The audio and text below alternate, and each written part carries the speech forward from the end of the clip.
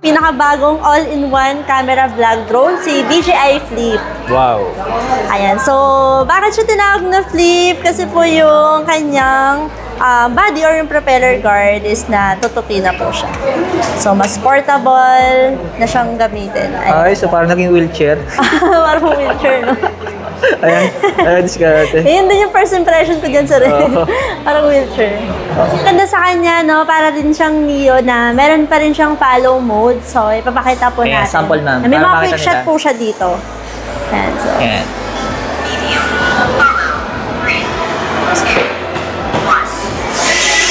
Yan. Yun. So, susunod po siya automatic. Meron po siyang AI subject tracking. And so, pag gusto niyo siyang i-landing, lagay niyo lang po yung palm niyo sa ilalim. So, ito naman po yung sample natin na with remote. With remote. Yun.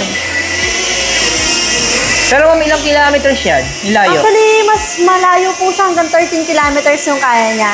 Then, 500 meters naman po sa height. Sa battery life naman po, kung nag-worry kayo, hanggang 31 minutes po yung kaya niya. Wow. Then, sa bigat po, mukha siyang mabigat, no? Pero actually, 249 grams and below lang po yung bigat niya. So, same lang po siya sa mga mini-series natin. Yun. Pero ma'am, pagdating sa quality ng video, nakailang resolution na to? Ayan, so para din siyang mini 4 Pro, naka 4K 60 FPS po siya. Then 1 1/3 po yung CMOS sensor. So maganda po talaga siya pagdating sa mga cinematic shots. Yan. Hi mga diskarte, welcome po dito sa ating YouTube channel sa Diskarte Pinoy tayo. So kasama ulit natin si Ma'am Antoinette. Yes. Yan. So ibig sabihin mga diskarte, nagbalik po tayo dito sa may SM Mega Mall, sa may Building B. Ayan, hanapin nyo lang po sila sa may 4th floor, sa may Cyber Zone. Siyempre, nandito po tayo sa loob ngayon ng DJI Concept Star. Pero ma'am, ano ba yung pinaka-latest natin kaya tayo gumawa ng update ngayon? Actually, yung pinakabago po natin, si DJI Flip po, no? Yung parang mid-range natin siya na drone. So, ito na yung all-in-one drone camera vlog natin na para na siyang Neo, na parang Avatar, na parang mini-series. So, try it out na here dito sa DJI SM Mega Mall para ma-testin nyo rin po and makita nyo po yung niya, yung pinaka-actual features. Tapos mga diskarte, no, para po i-demo sa inyo and then ma-explain sa inyo yung mga specification ng unit nila. So, tulad ng dati, so alamin naman natin lang yung promotion nila ngayong January 2025. Siyempre, mga presyo and then installment na available. And then, kung may mga inquiries po kayo at may mga hanap po kayong unit ni DJI, so direct na lang po kayo kay Ma'am Antoinette. So, Yes, yung contact number naman po nila, ilalagay natin sa comment section or sa description. So, ayan, sa hindi pa nakasubscribe, mag-subscribe na po kayo para na lagi kayong updated sa mga video yung ina-upload natin. So, huwag natin ito matagalin. Tara, start na natin ito.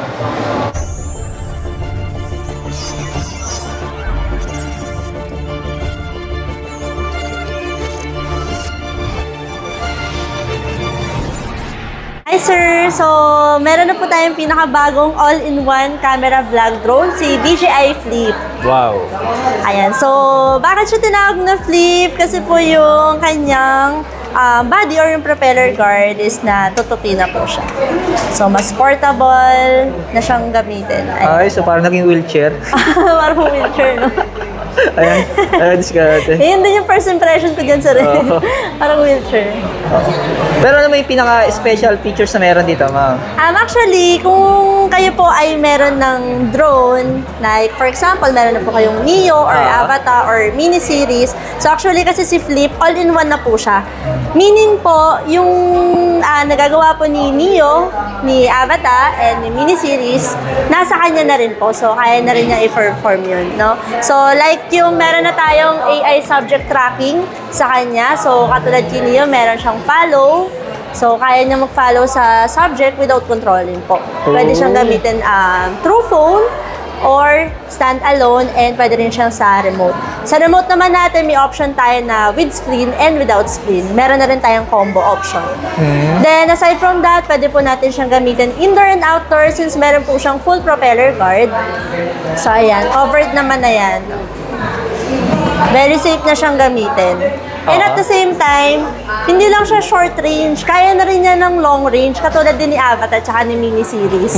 So hanggang 13 kilometers po yung kaya niya and 500 meters naman sa height.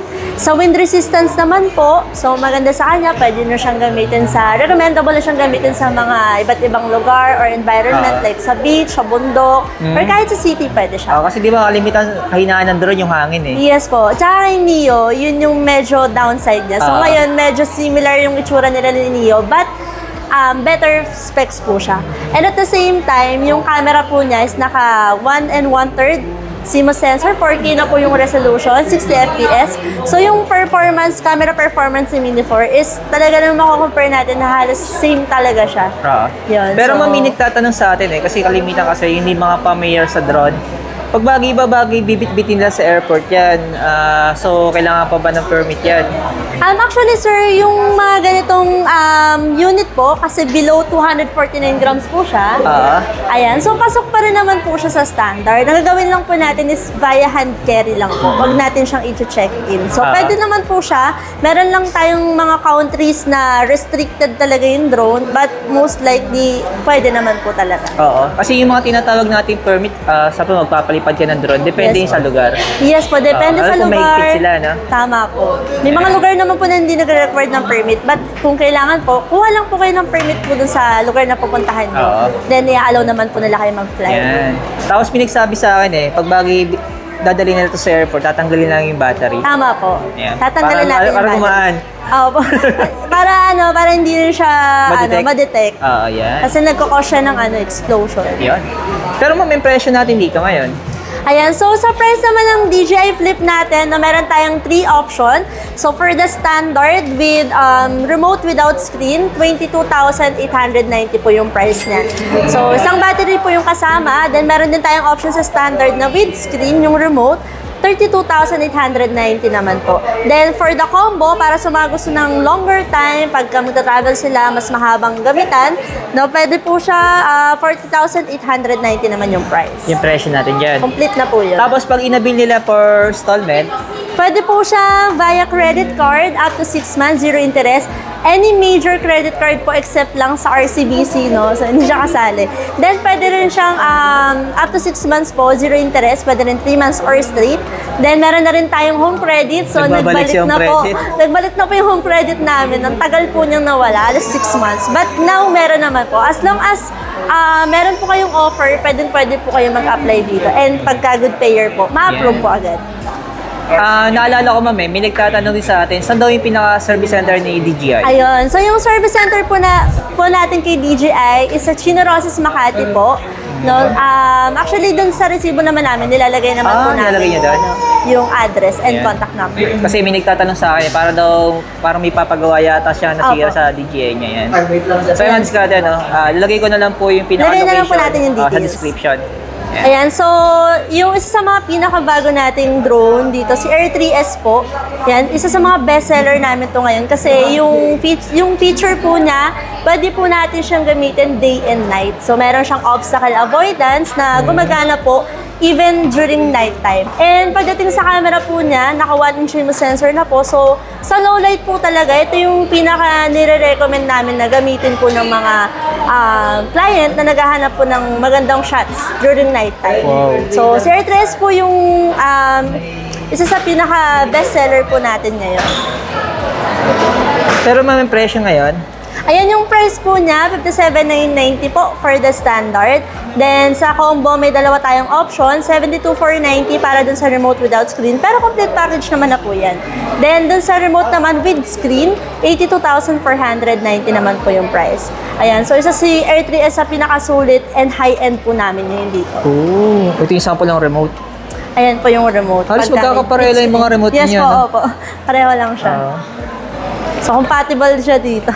Isa lang kasi. Kung sakali, Kung sakali marami kang collection ng drone, kahit isang remote lang pwede. Pwede, sir. Kaso sa ngayon, wala pa kaming aircraft only na binibenta. Bukod lang kay Neo. Si Neo lang yung may stand-alone. Ayan. Pero itong isa itong 3 Pro natin. Ayan, si Mavic 3 Pro naman, para po sa mga gustong gamitin to for professional use like for photography or videography. Ito po yung pinaka-highly recommended namin, si Mavic 3 Pro. Ayan, tsaka sa mga company use like sa mga surveying, mapping, yan, pwede po siyang gamitin. Kasi yung presyo niyo pang flagship talaga. Opo, pang flagship po talaga siya. Tsaka pang filmmaking movies po. Oo. So, sa pinaka-budget drone po natin, syempre si Neo pa rin, yung pinaka-bestseller natin sa lahat. Ang pinakamaliit. Ayan, pinakamaliit, pinaka-cute, tsaka meron siyang follow mode. Ayan. Kahit bata, pwede magpalipad dito, ano? Yes po, kahit bata, kahit medyo oldies na, pwede po niyang gamitin. Napakadali lang po niyang gamitin. Yan, sa mga first time gumamit ng drone, di ba? Yan, sa mga beginner, yan po, magandang pag-practicean yan si Neo. Pero naman may nadagdag sa atin dito, nabanggit mo kanina. Yes po. So, ngayon po, 3 na po yung variant natin. Meron po tayong standalone. So, Neo lang po yon, yung mismong drone and 1 battery. Wala siyang remote. Yes po. Pero pwede naman po siyang kontrolin through phone. Then, yung second option natin is meron siyang kasamang remote. Yan. So, combo na po yan. 3 na yung battery. Then, yung pinaka-latest natin, meron siyang goggles saka yung RC motion controller. Okay. So, yung iba kasi po gusto nila yung parang FPV experience. Ito yun. Yes po. Dito po pwede na kayong gumamit na to with eyeglasses. Parang bata to ah. So, yes po, parang ganito siya. I know. Parang goggles free. Oh. Pero ito RC entry siya. Yan. So, nagkakaiba talaga yung presyo. Depende sa package ng mga accessories. Yes po, tama po. Ayan. Pero actually po, kung may avatar naman po kayo, compatible naman po yung goggles na dito. So, kahit stand-alone po, okay na po siya, magagamit nyo naman na po Ayan. yan. Ito yung mga nadagdagan yung dalawang ito. Pero ma'am, yung sa kabila, itong Avatar to natin. Ayan, so may stocks pa to. ito po talaga pang FPV experience po. Si Avatar, solid pa rin siya, no, pang sports mode po. Yan pa rin talaga yung recommended natin sa lahat. Pwede siya indoor and outdoor. And mas immersive po yung flying niya. So meron pa rin tayong standard and combo na version po. Oo. Pero yung presyo niya ngayon, Yung price po niya, same pa rin po. 47,900 sa standard. Pero mas sulit po yung combo. 55,900. 3 batteries na po yan. Complete na siya. ayan. So, ulitin ko naman diskarte, yung presyo po nila nagkakaiba. Depende sa mga bundle accessories Yes po. niya. Ayan. Sa mga nagtatanong, kasi minsan kasi nalilito yung iba eh. So, ano pinagkaiba ng presyo nun? Ayan. Sa mga accessories po yun. Yan, tapos sa naman natin, sa mini-series natin, so ito yung pinaka-budget drone na sulit na rin yung specs niya kasi meron na po siyang obstacle avoidance and follow mode po. So yung follow niya, any subject naman po as long as moving po. Yan, then meron din tayong for option. Sa basic po niya, meron tayong remote without screen, 40,000 po yan, 4690. 5690 naman para sa with screen. Then meron din tayong combo option. So yung iba kasi tinatanong nila, bakit dalawa pa yung variant sa combo? Yung isa po kasi 34 minutes yung flying time and 249 grams po yung bigat nun. So pagka yung isa na po yung binili nyo, 253 grams na po siya. So yung iba kasi ginagamit nila sa ibang bansa, sir. So, yung we recommend po yung 57,990 kung gagamitin po nila sa other country. Yun. Pero ma'am, pagdating sa mga credit card natin, so ilang months yung tatlong yan? Ayan po. So, lahat po ng unit natin dito kay DJI Mega Mall, pwede po natin siyang installment up to 6 months, zero interest po sa credit card. Pero ma'am, yung bangko na meron tayo? Lahat po ng card except RCBC. Oh. Ayan, halos kumpleto na nga po tayo. Isa na lang. Oh. Ayan, so next naman natin is yung para sa mga mahilig sa adventure. Oo, sa na mga waterproof motovlog. po, no? Oo, yan. Yan, sa mga motovlogging and sa mga mahilig magdagat dyan, mag-hiking. So, si Action 5 Pro po, yung pinaka-latest natin na action camera. So, yung waterproof po niya hanggang 18 meters. Yung battery life po, na-improve na rin siya. Up to 4 hours na po yung battery life niya. Yun. Ito siya, sir. Ganito po siya kalinaw pagka ginamit ang na. linaw ng video niya. So, naka 1-inch CMOS sensor na po yan. Kaya pagdating po sa low light, talagang malinaw po siya. No? Highly recommended talaga siya pagka sa mga low light situations. Like pagka magda-diving po kayo. So, Oo. maganda na yung result na nakukuha natin. And at the same time, mas malalim na yung waterproof waterproof po niya hanggang 18 meters na po. Yun. Sa battery life po, 4 hours. So, mas matagal na po siya magagamit. Then, maganda po dyan, meron tayong option na 3 yung battery. Ayan. So, pagka-combo po yung binili nyo, 3 naman yung battery niya na kasama. So, 4 hours po, equivalent to 12 hours po. Since 3 naman yung battery. Then, may charging hub. Tsaka kasama na rin po yung extension rod. Okay. So, ito yung presyo niya, ma'am. Doon Yung sila presyo po nagkakaiba. niya, 27,990 for the combo. Then, pag standard po, unit lang siya, tsaka isang battery, then may kasama na rin case, 22,190. So, mas sulit pa rin po talaga pag complete. Combo. Oh. So, dagdag lang sila ng mga, mga Opo. 5,000. Ganun. Para naman po sa naghahanap ng mas mababa pong price, then Kasi good bumaba specs na. po. Kasi bumaba yes po, na. bumaba na siya si Action 4. Yeah, Action 4. 22,790 na lang siya ngayon. So actually, parehas po sila ng resolution, 4K reso, then 120 FPS po, yung pinaka-max na resolution niya and frame rates. Ayan. So, Ayan. pinagkumpara natin yung 5 Pro saka yung 4. Talagang malinaw po talaga yung Action 5 Pro kasi nga po 1-inch Siemens sensor na po yung ginagamit sa kanya. Kaya Pero- pag sa low light po, mapapansin niyo yung mga nag-vlog ngayon, mostly nire-recommend talaga nila si Action 5. Sobrang linaw kasi. Pero kung habol nila budget, Kung sa ayan. budget po, 4K resolution tapos 120 FPS, same po sila. So, if budget po yung pasok po sa budget natin, 22,790. Oo. Mas affordable po talaga si Action. Kasi doon sa kabila, sa 22 27,990 plus, standard po. lang. Medyo malaki yung Oo. difference. Ito, adventure combo na to. Yes po. Ayan. Pero Tsaka- pag bagay sa credit card, ma'am, ilang months to mga Osmo natin?